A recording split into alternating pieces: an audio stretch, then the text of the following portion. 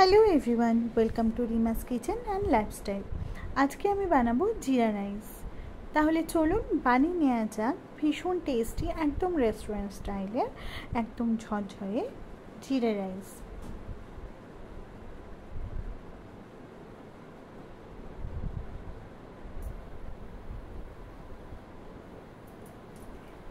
এখানে আমি একটা ফ্রাইং প্যানে কিছুটা পরিমাণে তেল নিয়ে নিয়েছি। আপনারা চাইলে ঘি বা বাটারও ইউজ করতে পারেন।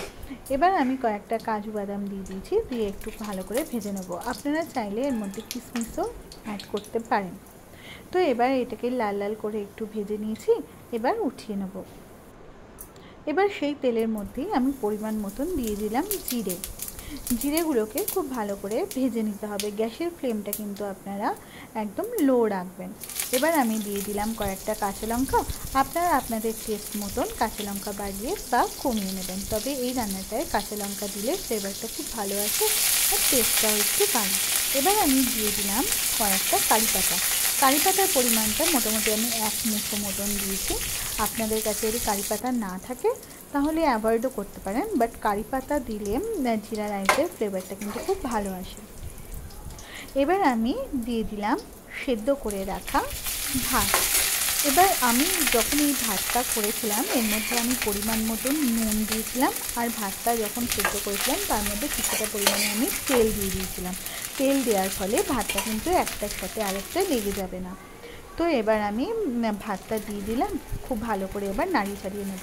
আপনাদের বাড়িতে গেস্ট আসলে বা কখনো বাড়িতে যদি ডেলি নর্মাল ভাত খেতে ভালো না লাগে তাহলে আপনারা খুব সহজেই এরকমভাবে একটা টেস্টি জিরা রাইস বানিয়ে নিতে পারেন। আর এটা ডাল, বাটার পনির, চিকেন যে কোনো কিছুর সঙ্গেই আপনারা সার্ভ করতে পারেন। এটা কিন্তু ভীষণ ভালো লাগবে খেতে। তো জাস্ট এবার এটা খুব ভালো করে ভেজে নিতে হবে। গ্যাসের ফ্লেমটা কিন্তু আপনারা পুরো রান্নাটাতেই কম করে রাখবেন, কারণ ভাতটা দেওয়ার পরে ভাতটা বেশি মরমরে যাতে না হয়ে যায়।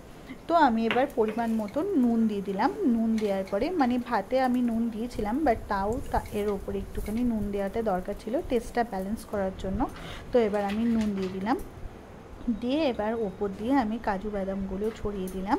আপনারা যেমন বললাম, আপনারা চাইলে এর মধ্যে অল্প করে কিশমিশও ভেজে দিতে পারেন। তো আমি কাজুগুলো ওপর দিয়ে ছড়িয়ে দিলাম, ওপর দিয়ে দিলাম একটুখানি ধনে পাতা দিয়ে সব কিছু আবার খুব সুন্দরভাবে আমি মিশিয়ে নেব।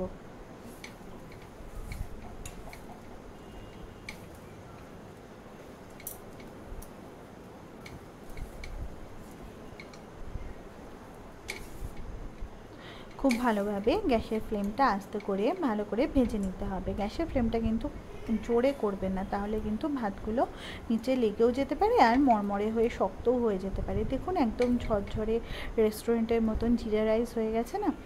আর এবার আপনি এটা পরিবেশন করতে পারেন আপনাদের যেটা পছন্দ, বাটার চিকেন, বাটার পনির, ডাল ফ্রাই যে কোনো কিছুর সঙ্গে পরিবেশন করতে পারেন।